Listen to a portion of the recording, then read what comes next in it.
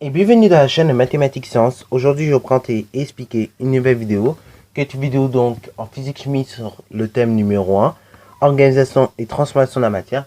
Et dans cette vidéo de physique-chimie pour les quatrièmes sur la pression, et bien tout simplement, nous allons voir qu'est-ce que c'est. Ok, la pression, comment ça marche, etc., etc. Mais avant de parler de pression, il faut peut-être déjà parler des états de la matière. Parti mon clic.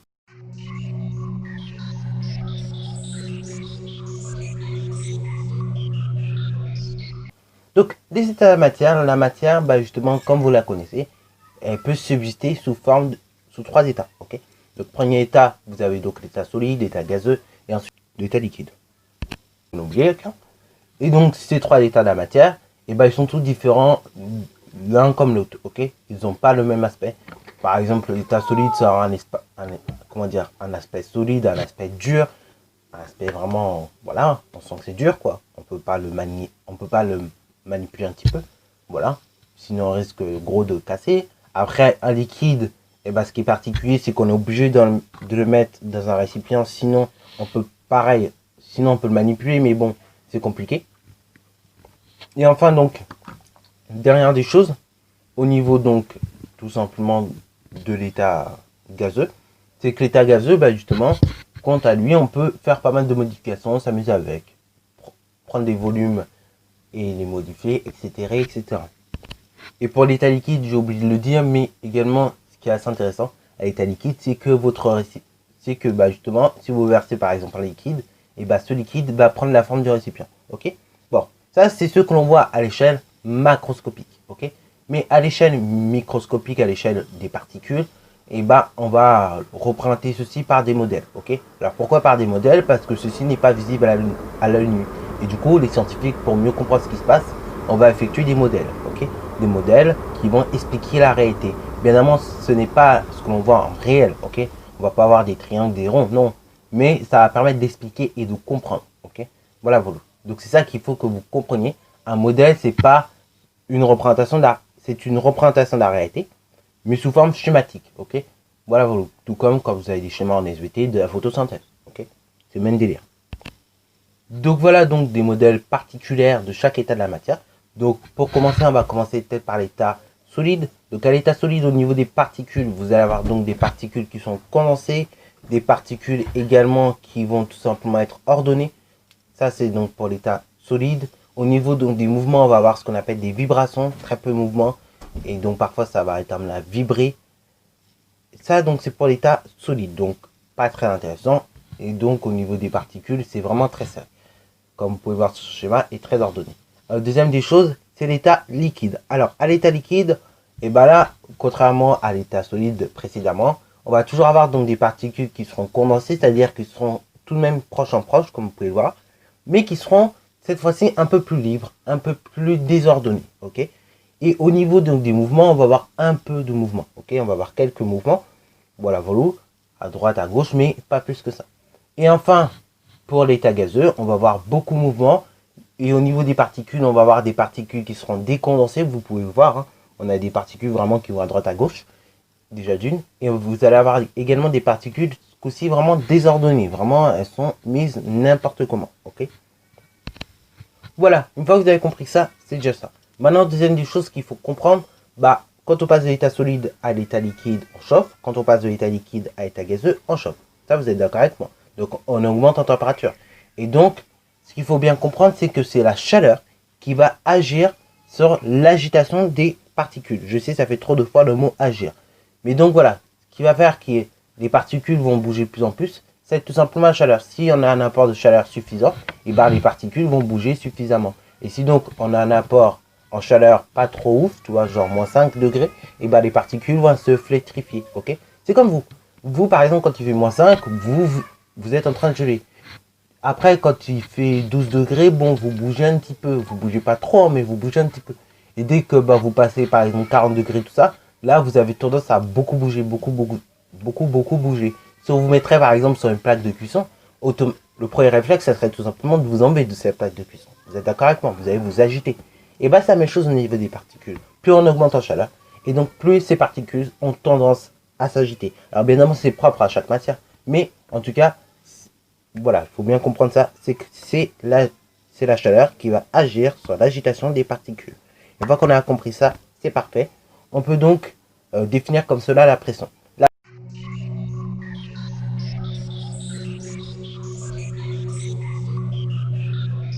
La pression, c'est tout simplement donc le fait que des particules se cognent, ok?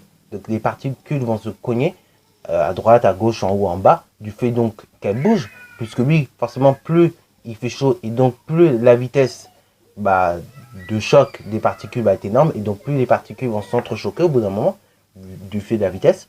Et donc, voilà, volo, les particules vont s'entrechoquer du fait de la vitesse qui est énorme, voilà, volo, paf, paf, paf, paf, paf, paf, paf, paf, paf, paf, paf, à droite, à gauche, en haut, en bas. Donc ils vont s'entrechoquer, ils vont aller à endroit, ils vont faire vraiment n'importe comment. Et à force donc de ces chocs, tout ça, et bah ça a créé une force, ok? Ça a créé de la chaleur, mais une force en plus, ok? Et cette force-là, c'est la pression, ok? Au bout d'un moment. Et donc, nous, là, sur Terre, et ce genre de phénomène arrive. Et d'ailleurs, ce genre de phénomène est naturel, et c'est ce qu'on appelle la pression atmosphérique, ok? Voilà, donc ça, c'est la pression. Une fois qu'on sait ce que c'est que la pression, on va peut-être s'intéresser à comment on la mesure.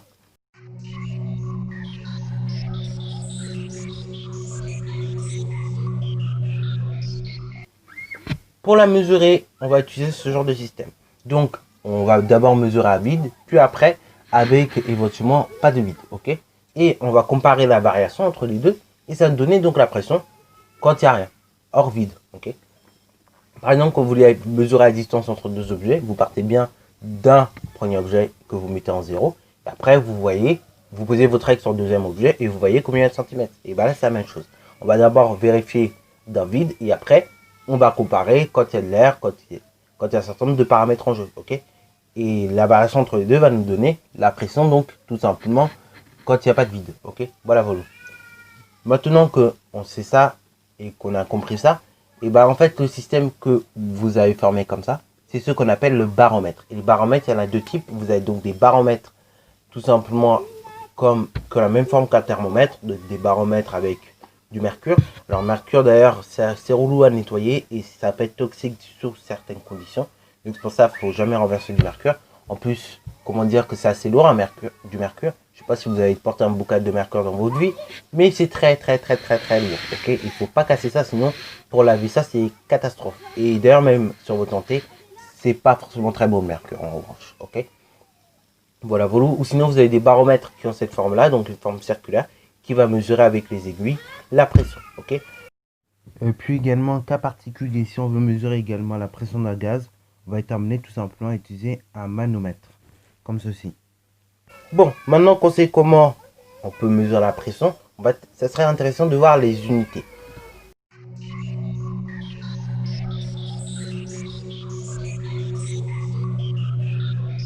La pression, justement, elle va se mesurer en pascal. Et c'est du nom, enfin c'est en fait le nom du scientifique Blaise Pascal, que vous pouvez voir ici, qui a laissé trace à la pression, ok? Et donc, son nom là, Pascal, il est resté dans les sciences, ok? Avec son unité donc de pression. Donc l'unité de base, c'est le Pascal, du nom du scientifique Blaise Pascal qui avait inventé le principe de la pression. Donc c'est un scientifique du XVIIe siècle, il inventa ce principe de pression, etc., etc. Et donc, il inventa ce principe de pression et tout, et il a laissé cette unité-là qui est le Pascal. Voilà, ça c'est la première des choses. Et deuxième des choses, nous d'avis toujours, on ne va pas utiliser Pascal, sinon les valeurs de pression seraient énormes. Et d'avis toujours, on sera plutôt amené, nous, à utiliser soit le bar pour mesurer la pression dans les pneus, ou soit éventuellement pour mesurer la pression en termes de météo, l'hectopascal. Ok, voilà, voilà. Ça, c'est la première des choses. Deuxième des choses également que je voulais vous dire là-dessus, c'est que justement un bar ça fait combien? Ça vaut combien? Bah un bar ça vaut tout simplement 1000 hectopascal, ok? Donc ça c'est la valeur exacte du bar. Donc moi j'avais donné une valeur approchée du bar en 6ème. Donc là bon je vais vous donner une valeur exacte du bar, comme ça au moins vous êtes calé. Et ça vous facilitera en plus les conversions. Et donc du coup par exemple si vous voulez gonfler un pneu à 1 bar, en fait vous allez gonfler à 1000 hectopascal. Et donc à 100 000 pascal, ok? Oui, je rappelle, hectopascal c'est un multiple d'unités et le hecto signifie toujours 10 exposant 2 par rapport à l'unité principale. Du coup, pour passer du multiple de l'unité à l'unité principale, on rajoute 2 zéros, ok, pour garder l'équivalence. Et donc, par exemple, si vous voulez gonfler vos pneus à, je sais pas, 1,013 bar, ça fera donc tout simplement 1013 hectopascal. Et donc, en pascal, ça vous fera tout simplement 101 300 pascal. Donc, c'est assez énorme. Alors, derrière ce 1013 hectopascal, faut bien comprendre cette valeur. C'est la valeur de référence de la pression atmosphérique. Ok. Donc, si on dépasse ce 1013 hectopascal, l'escalade en 6e, je vous disais qu'on a un beau temps, donc un anticyclone. Il fera très chaud, ça sera très lourd. Et si on est en dessous de ces 1013 hectopascal, en 6e, je vous disais qu'on est en dépression. Ok. Donc, mauvais temps, etc. etc. Un truc qui peut être intéressant de savoir faire éventuellement sur la pression, c'est convertir.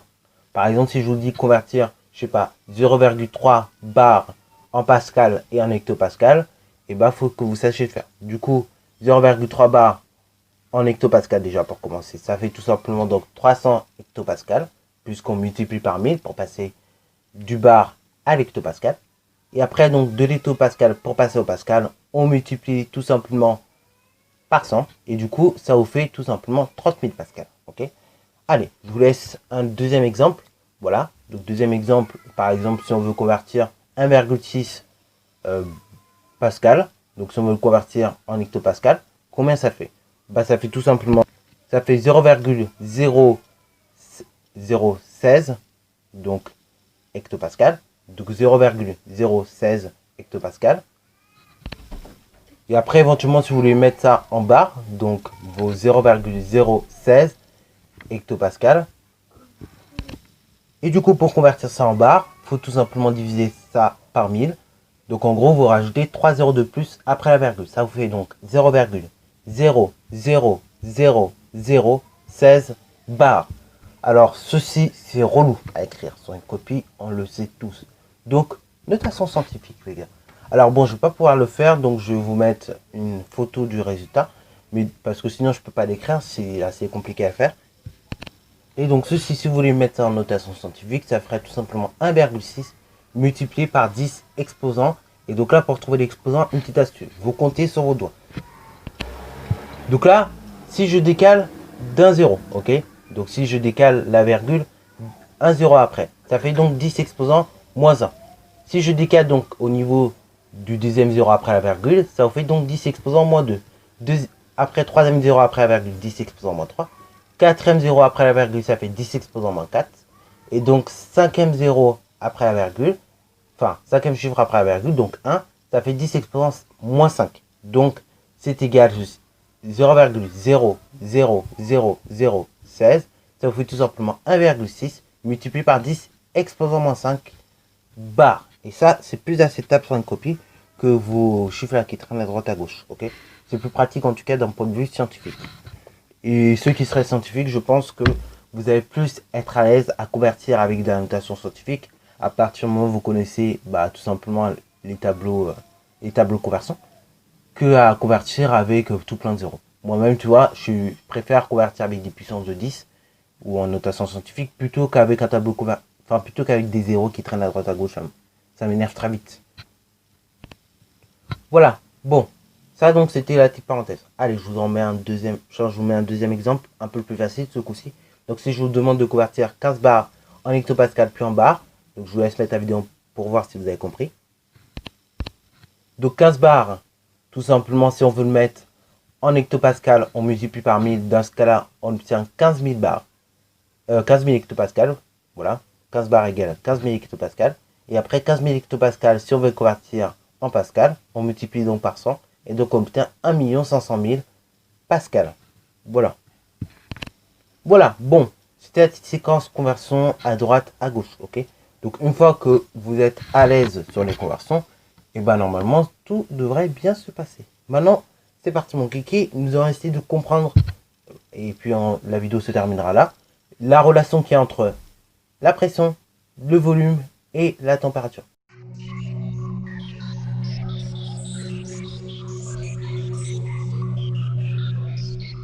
Allez, parti mon kiki. Donc, il faut savoir que plus on va augmenter en fait la température, et donc plus la pression également va augmenter, et donc plus le volume va également augmenter. Donc c'est ce que on peut voir sur une petite animation si j'arrive à vous la faire passer. Voilà, voilà. Et donc c'est ce que l'on peut constater en tout cas. Deuxième des choses, si au contraire la vitesse des particules diminue, ok, dans ce cas-là, les chocs entre les particules vont être moins réguliers, la force donc va être beaucoup plus faible, le volume occupé va être beaucoup plus faible et la température va diminuer. Dans le cas précédent comme tout à l'heure, donc on avait tout simplement le volume qui augmente, la pression qui augmente et du coup je ne vais pas préciser mais la température aussi augmente, hein, puisque bah il y a plus de choc et donc bah, plus de chaleur qui est créée, ok, voilà, voilà. Et donc cela peut expliquer justement qu'au-delà de 1013 hectopascales, on soit tout simplement dans des anticyclones et qu'il fasse beau, et qu'en dessous des 1013 hectopascales, il fasse plus froid et donc mauvais. Ok. Donc ce qu'il faut retenir, c'est que le volume, également la pression plus la température sont trois grandeurs totalement liées ensemble. Ok. Voilà, voilà. Et sur ce, c'est sur cette phrase-là que je m'arrête, que j'arrêterai cette vidéo-là. J'espère qu'elle vous aura plu. N'hésitez d'ailleurs pas à la liker, à commenter, et bonne reste à toi en mathématiques et en sciences.